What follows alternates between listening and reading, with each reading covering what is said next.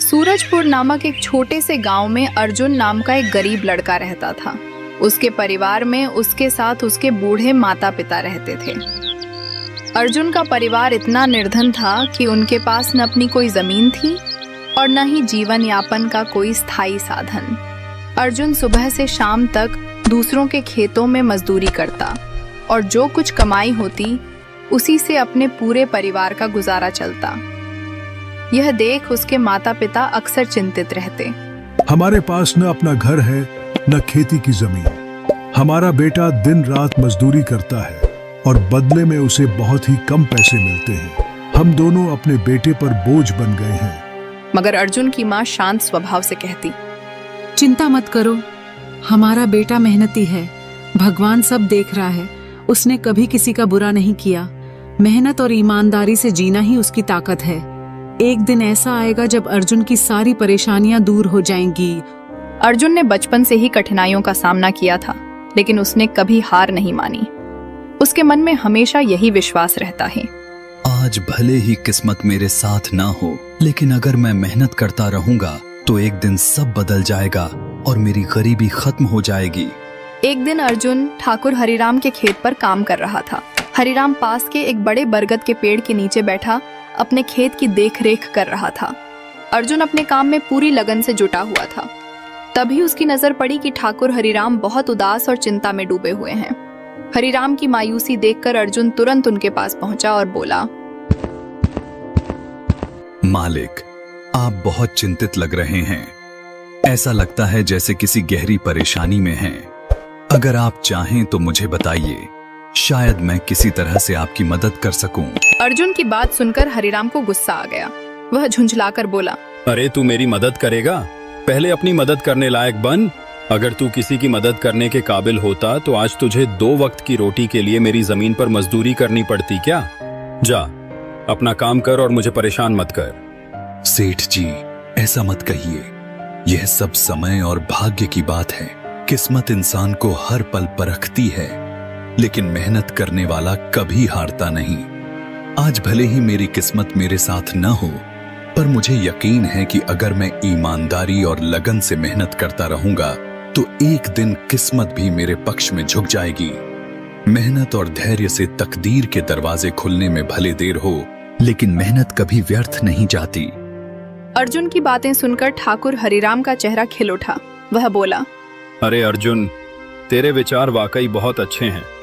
इतनी परेशानियों के बावजूद तू इतना सकारात्मक सोचता है, यह देखकर मेरे मन को सचमुच सुकून मिला। तेरी बातें दिल को छू गईं। अर्जुन ने मुस्कुराकर कहा, मालिक, यह सब मेरे पिता की सीख है।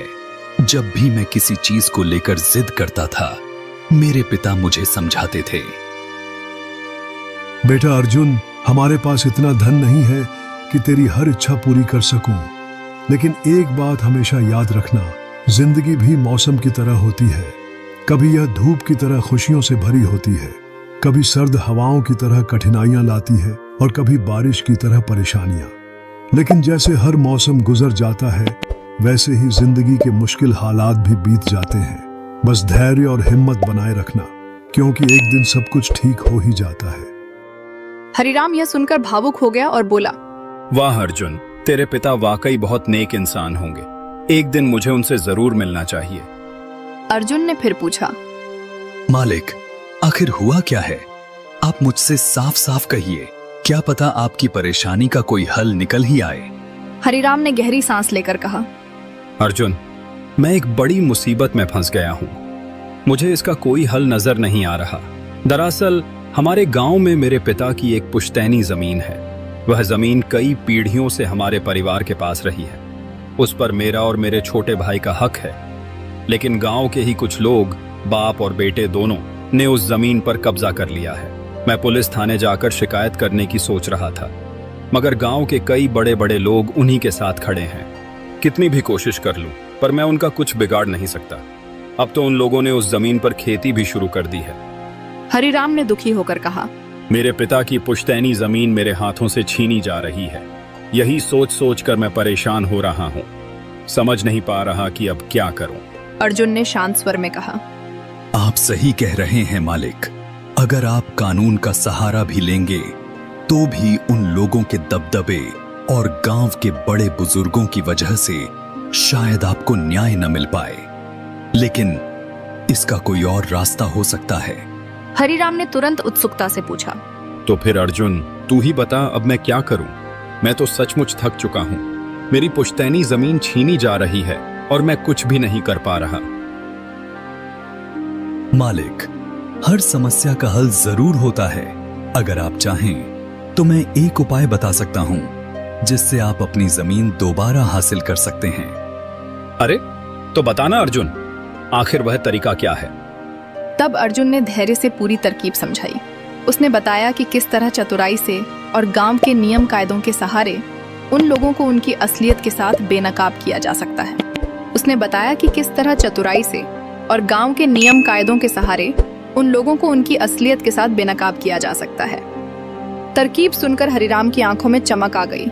वह बोला, वाह अर्जुन, तू तो बहुत समझदार निकला। तेरी इस योजना से तो मुझे अपनी जमीन जरूर वापस मिल जाएगी। मैं तुझसे वादा करता हूँ, अगर यह योजना सफल हुई तो मैं अपनी जमीन का एक हिस्सा तेरे नाम कर दूंगा। अर्जुन ने विनम्रता से उत्तर दिया, नहीं मालिक, आप ऐसा क्यों कह रहे हैं? आप ही की वजह से मुझे और मेरे परिवार को 2 वक्त की रोटी नसीब होती है। आपकी मदद करना मेरा कर्तव्य है। मुझे आपकी जमीन का कोई हिस्सा नहीं चाहिए। ठीक है अर्जुन, तू वाकई नेक दिल इंसान है। कल से तू इस काम पर लग जा। अगले दिन अर्जुन उन बाप बेटों के पास पहुंचा जिनका नाम रघुनाथ और विजय था। वही लोग थे जिन्होंने ठाकुर हरिराम की जमीन पर कब्जा कर रखा था। अर्जुन ने हाथ जोड़कर कहा, नमस्ते सेठ जी।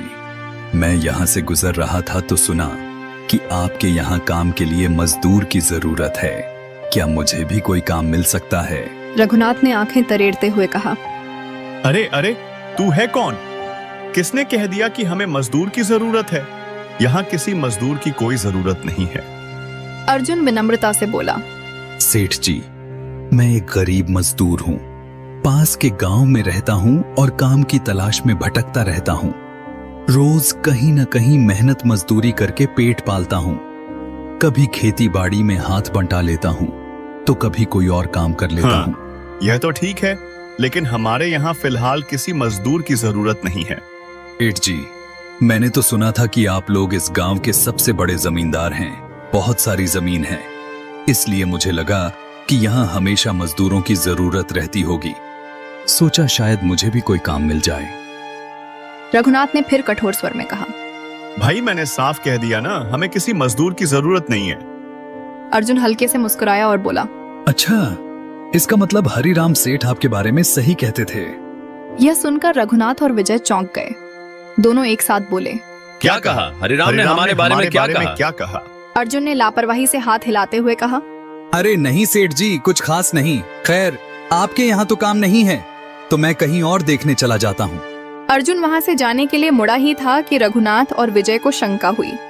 उन्होंने तुरंत अर्जुन को रोककर कहा, ठहरो, हमें साफ साफ बताओ, हरिराम ने हमारे बारे में आखिर क्या कहा है?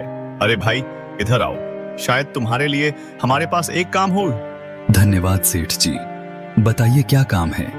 आप जो भी काम कहेंगे मैं करने के लिए तैयार हूँ। आखिर मेरे बूढ़े माता पिता का पेट पालना है। सब्र रखो, काम तो हम तुम्हें बता ही देंगे। पहले यह बताओ, हरिराम हमारे बारे में क्या कह रहा था? सेठ जी, मैं पहले ठाकुर हरिराम के यहाँ काम करता था, लेकिन वह बहुत कंजूस और रूखा इंसान है। मैं वहां दिन रात मेहनत करता था, पर इतनी मेहनत के बाद भी वह मुझे सही मजदूरी नहीं देता था। कल इसी बात पर मेरी उससे कहासुनी हो गई। फिर क्या हुआ? उसने हमारे बारे में क्या कहा?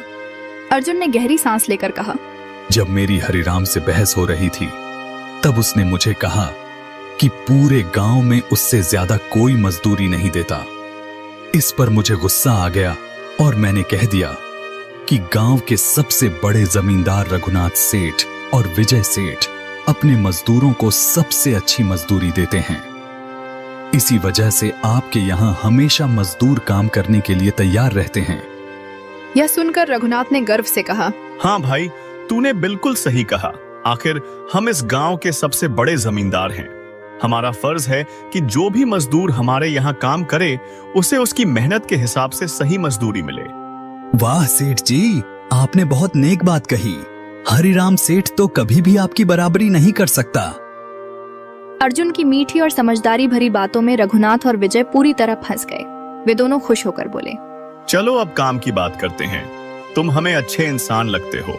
हमारे खेतों में काम करने के लिए हमें तुम्हारे जैसे ही किसी मजदूर की जरूरत थी।